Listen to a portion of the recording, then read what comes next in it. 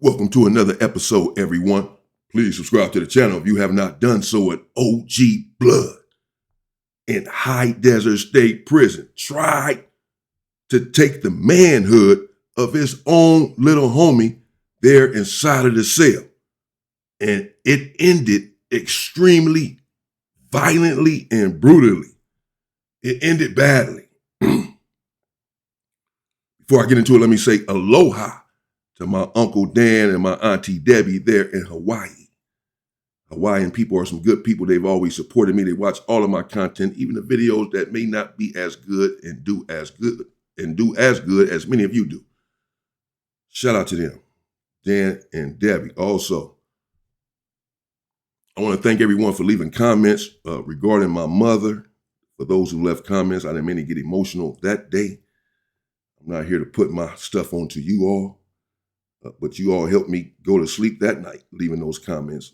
I read the comments pretty much every night before I go to sleep. And y'all helped me go to sleep that night. So if I am helping anyone out there, and I hope that I am, with some of my content at least, do understand that you also helped me with the things that you said.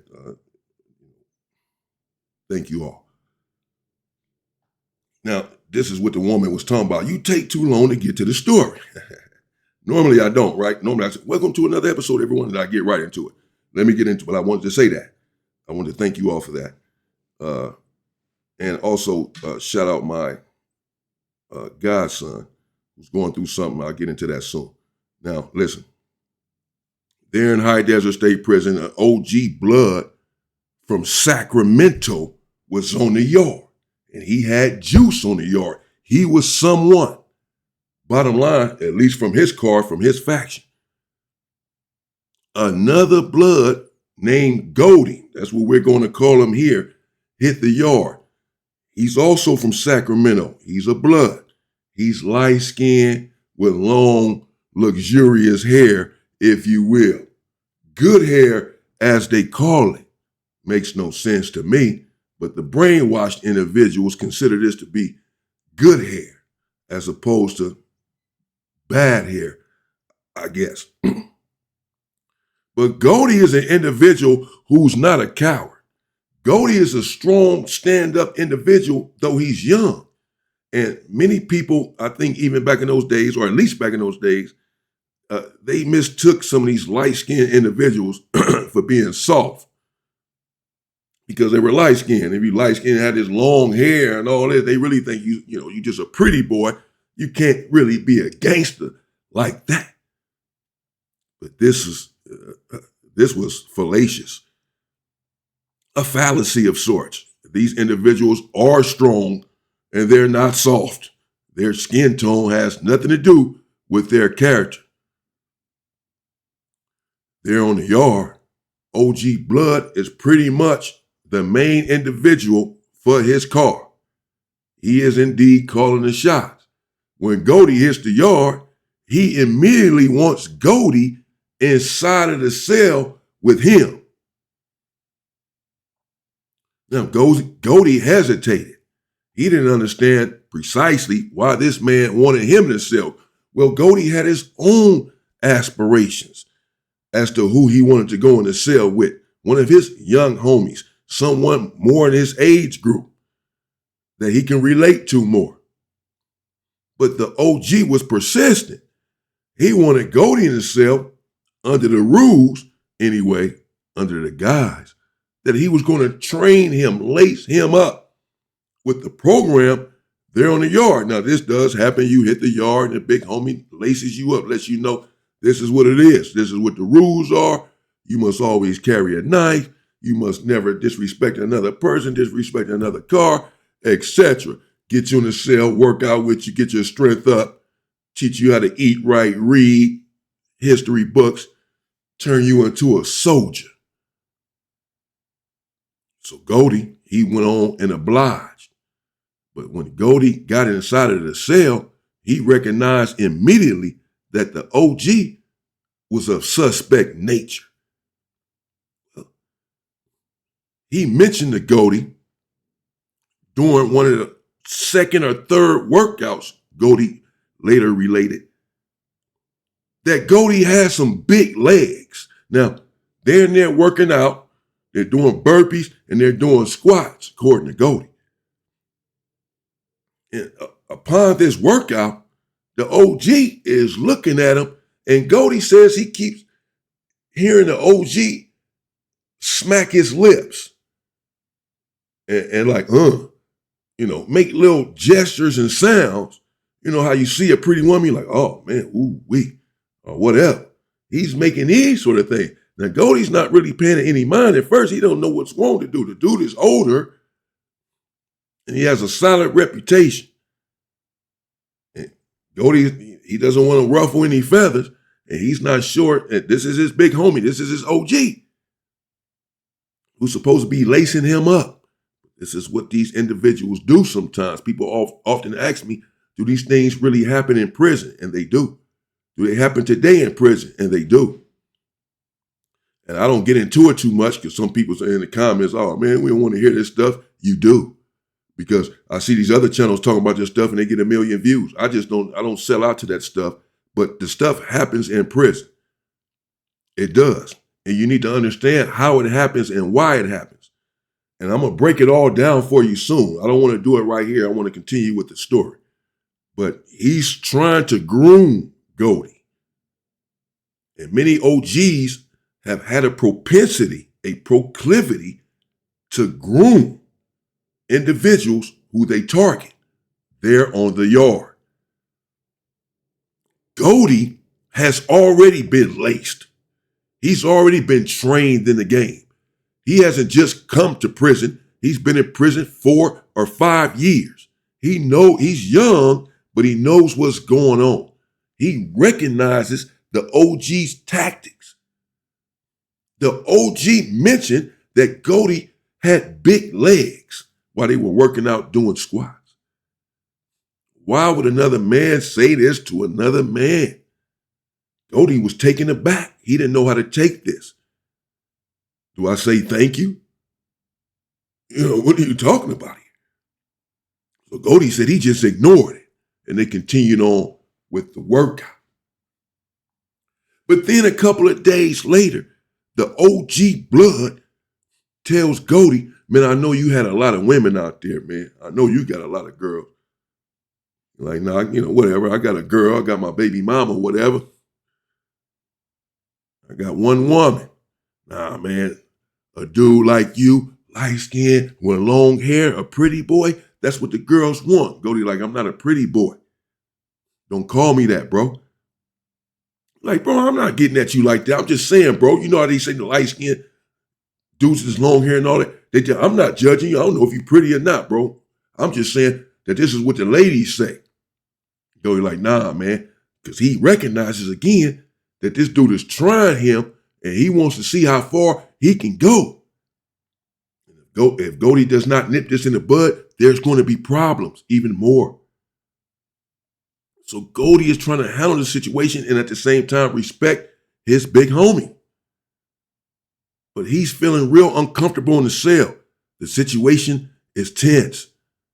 The OG is constantly smacking his lips and making little ooh and ah sounds every time Goldie jumps off of the bunk, goes to the sink, goes to make something to eat, goes to work out, whatever. This dude is making the cell, the atmosphere, extremely uncomfortable with his dastardly ways. And Goldie is just about had enough. Goldie said he didn't want to take it to his homies on the yard because they revered this individual that's in the cell with him. They revered the big homie. Again, he's a shot caller on the yard for this particular faction. This is a fact. So Goldie thinks that the masses will turn on him if he brings this to them and say, man, the G homie's in here disrespecting me, acting like he's trying to take my backside, trying to take my manhood. So he felt alone in the situation. He had made up his mind. If the OG tries him again, he's going to attack him. Goldie said he was lying there in the bed one night. He's only been in the cell about a week and a half. Now, this is the 3rd or 4th incident as it relates to some sexual behavior offensively perpetrated by the OG. So as he's laying down on the top bunk, Goldie said he wakes up suddenly because he felt someone grabbing him. He felt it for sure. He was not hallucinating, he promised later on.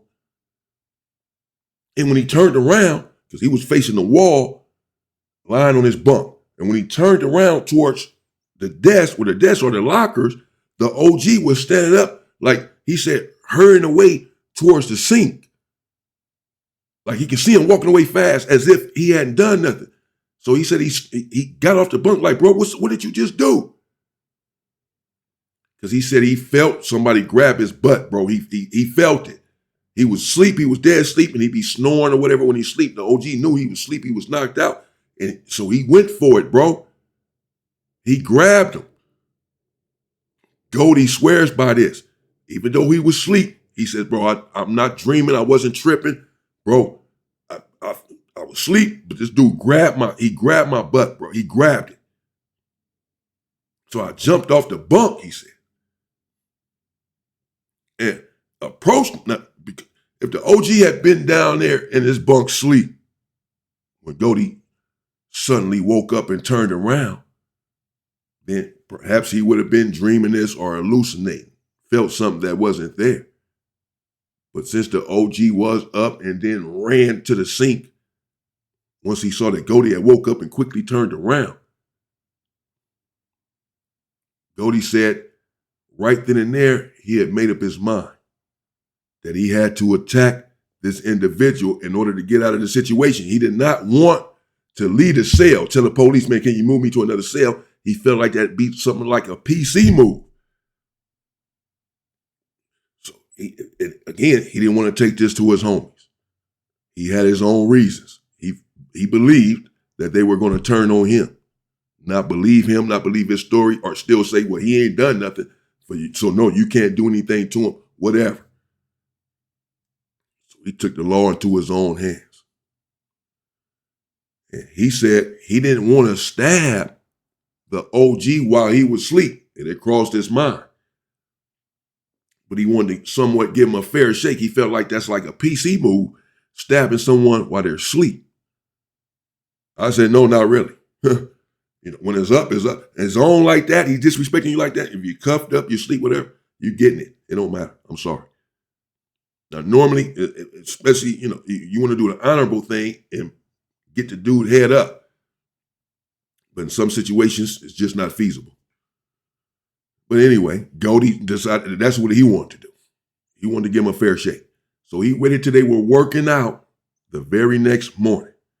And Goldie had his thing on him. He's still sort of sucker punching him because you wait until he tires himself out in the workout, even though Goldie's going to be tired out as well. But Goldie was conserving some of his energy as they're working out. And then when the OG went down to do a push-up, a burpee, or what have you, after a few minutes of the workout, Goldie came out with his thing. He had his sweats on. He had his thing tucked in there. And he came out with it and hit the OG right in the neck. Bam! OG dropped to the ground. And Goldie on him. He on him like a hyena, like an enraged hyena. Ah, ah, ah, ah, ah. He hitting him. You hear the OG screaming in the building. Ah, ah. That's all you can hear. It's quiet. And the OG screaming for his life. What happened to this tough stuff? What happened to the tough guy? He's screaming so loud, he can't get to his knife because Goldie is on him, hitting him. Bam, he knows he's going to try to get to his knife, so he on him. OG in there leaking. He's weakened now. But he's still yelling to the point that the tower heard him, the gun tower heard him inside of the building, hit the alarm, knew what cell it was. He was yelling so loud and distinctly that they knew what cell it was. Ran to the cell, sprayed the mace inside of the cell. Stop, get down, stop. Ooh. They sprayed the mace in the cell. Goldie started choking out to where he can't see. They sprayed the smoke and stuff up in there. You can't see, you can't do anything anymore. Open the cell door, get them dudes up out of there, get Goldie up out of there. throw him down on the ground, cuff him up, what have you. And the OG come out and he leaking. He got a hole in his neck. He bleeding. He got holes all in his upper body. You can see the holes. You can see the blood because he didn't have a shirt on. And that was another one of Goldie's tactics, many people's tactics in there, to wait until someone takes their shirt off. If you're about to hit someone, oftentimes you'll see an individual with no shirt on that's about to hit the individual because they don't want someone grabbing onto the shirt and trying to put your shirt over your head, all this sort of stuff so that you can't see, you can't do anything, you can't really defend yourself, you can't stab the individual now. So you see individuals coming up with the knife with their shirt off. Goldie waited till he had his shirt off so the OG couldn't grab him, and he waited till the OG shirt was off during the workout and got on him and hit him up, licked him up because the OG was trying him for his manhood. He indeed was. He wanted it. He wanted his booty. He thought Goldie was a pretty boy, a soft dude who wasn't going to react in this sort of way. And many times these individuals do get away with this. They'll groom you, they'll try you, they'll test you, they'll make comments. And if you don't respond in the right way, what they feel like is the right way, aggressively enough, then them hitting on you is going to escalate. Felice Johnson then talked about it, how he gets people. You know, these dudes have tactics. Let me know what you think in the comments. Goldie hit him up, sent him out leaking. Never saw the OG again, never saw Goldie again either, though, tell you the truth. I'm sure he went to the shoe program and all that. They found the knife. He didn't try to get rid of the knife, nothing. And really, I don't think his homies, they didn't turn on him.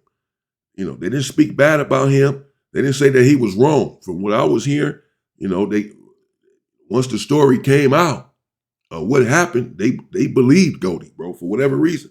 So maybe they already had issues with this individual before. I don't know. But they certainly believed Goldie. So it turns out Goldie could have went to them and let them know. And they probably all would have attacked this individual and got him off the yard, a bloody removal. But he didn't trust the situation. And so he just took the law into his own hands and handled it himself as a man, as he should have. Somebody tries you like that, it's time to take care of business. You nip it in the bud immediately or you will be a victim. Many people have. And in fact, I'm going to bring you a story where an individual did not fight back in the way that Goldie did. Now, I was thinking about this last night, and this happened in Corcoran. And, you know, I haven't told this story. I'm going to get to it, though. You know, it's bad. It's not good, but I'm going to get to it. This involved an OG Crip who groomed the individual, tried to groom him, and then just straight raped him, bro. Stay safe and stay free, people.